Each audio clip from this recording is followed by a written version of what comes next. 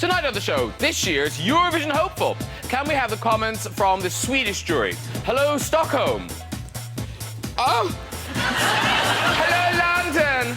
Thank you for this wonderful show you are giving us. Can I say, you are looking gorgeous. And can I say, you're looking repulsive. Let's start the show!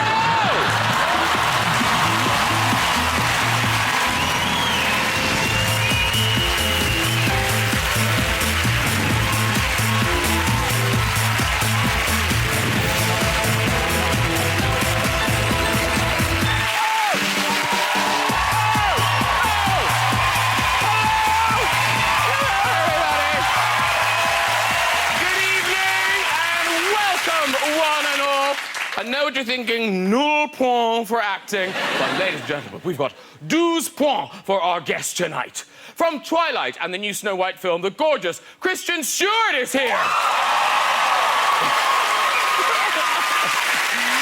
America's funniest stand-up comedian Chris Rock is on the show. From Episodes, one of my favorite actors, Stephen Mangan is on the show. Much excitement. Britain's Eurovision entry, the musical legend that is Engelbert Humperdinck is here. Oh, yeah. Oh, yeah. He's here. The hump. Engelbert Humperdinck. Surely one of the biggest names we've ever had on the show. Certainly one of the highest scoring in Scrabble. Sorry, kids. Words with friends. Yeah. I understand. This year's Eurovision is off to Azerbaijan, in the very heart of Europe, just between Syria and Iran.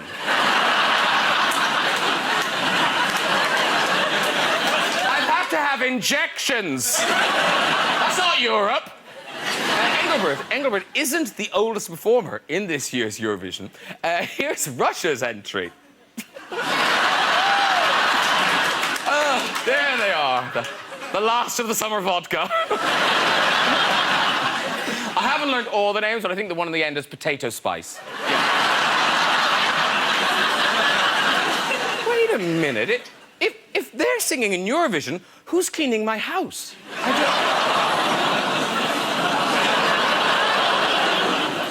I'm worried. It's going to be a great competition this year. Greece, really going for it. They are spending every penny the country has on their band. Yeah.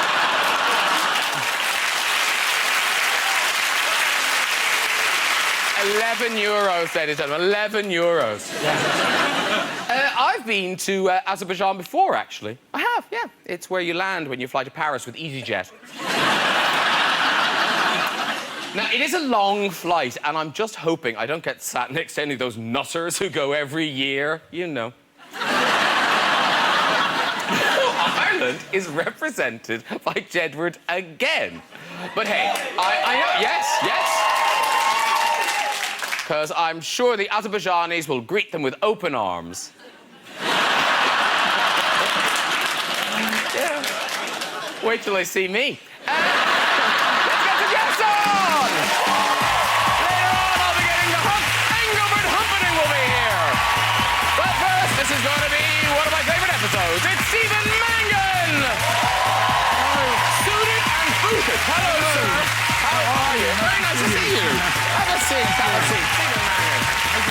He's the jewel in America's comedy crown. It's Chris Rock! Woo! Come here, see you. Have a seat. Chris Rock, ladies and gentlemen. And she's a guest I can really sink my teeth into. It's Kristen Stewart! Woo! Hello, lovely lady. Hi. Sit down. I always go for one. Oh, well, did the kissing confuse you? I'm sorry. Every time, I just can't get it straight, no matter what. It's Europe. We just kiss a lot. Keep kissing. You'll offend no one. Awesome. Now, obviously, there's some tryhards here. And they spent minutes making those signs. You must feel so loved right now. Are they everywhere you go, the tryhards? I guess you can't always necessarily tell. I have gotten better at spotting them, though. I mean, a few characteristics always kind of give them away. It's like...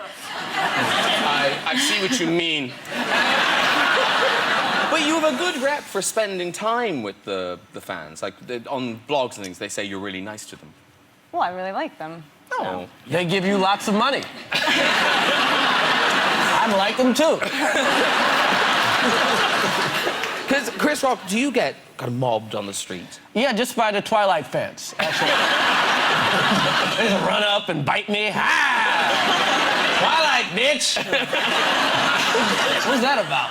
But you must have a whole new group of kids who love you now. Kids do love me. Yeah. Kids do love me, and I love them. Not in the Michael Jackson way. I know he's dead, but come on. It's like that's all been forgotten. Yeah.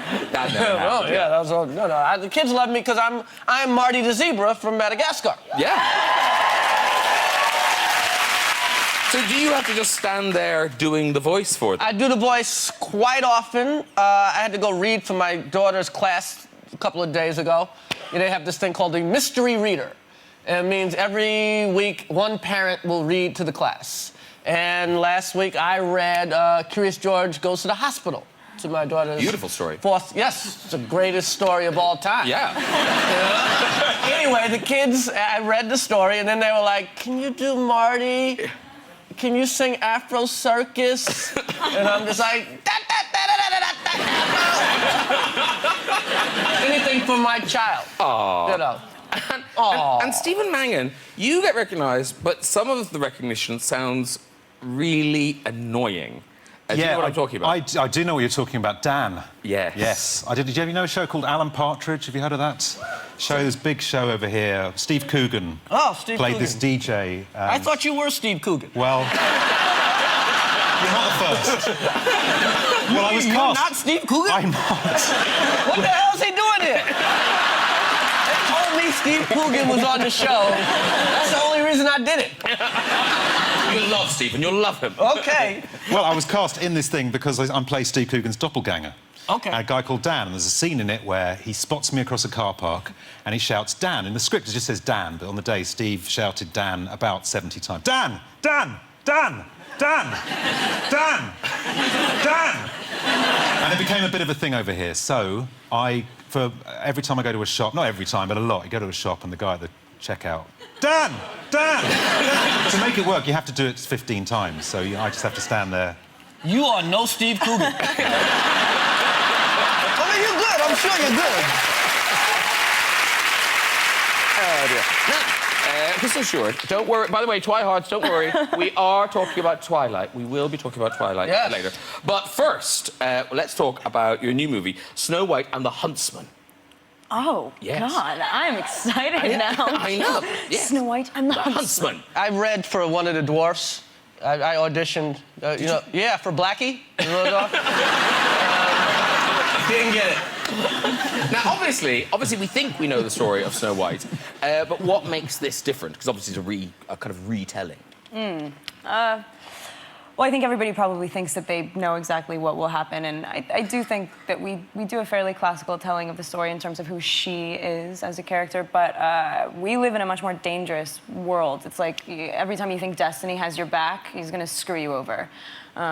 So she starts off kind of as an extremely stunted child, crazy emotionally, socially, like freak of nature, and she becomes Snow White in the face of very difficult adversity, you know. Yes. So they're trying to kill you, huh? They are, yeah. Have you ever been in a movie where people weren't trying to kill you?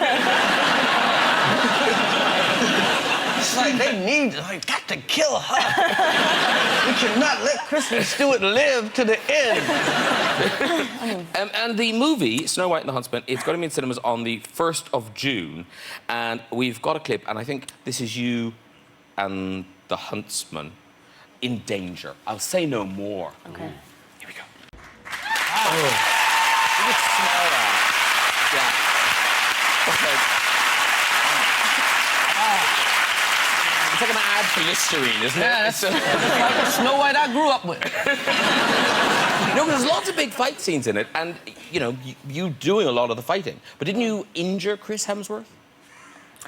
You know, he needed a bit of roughing up. Yeah. You know. Yeah. But no disrespect, you don't look strong enough to have kind of really injured Chris Hemsworth. Come on, man, really. It's the movies, man. Now I feel like I've been challenged to a fight. I really know. Really, you'll win. You're fine. But so, did you kind of stop production or anything? I punched him right out of his close-up, and it's funny now, but when it happened, I instantly was like, I've just ruined the movie, because I love this thing, and I thought that we were going to have to stop filming. I thought he was going to start crying. He did kind of. He spun right out of it, and Wow. he's kind of a dickhead, too. So. He's like the nicest guy in the world. I was really lucky that I happened to clock Chris Hemsworth. He's like, couldn't be a better person. I've worked with him just now. He's a dickhead. horrible, He's isn't he? amazing.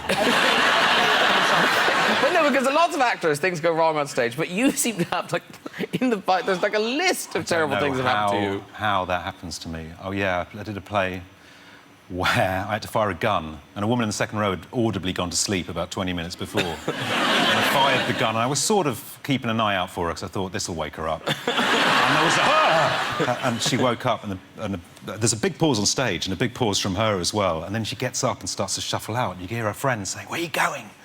She said, "I've shit myself."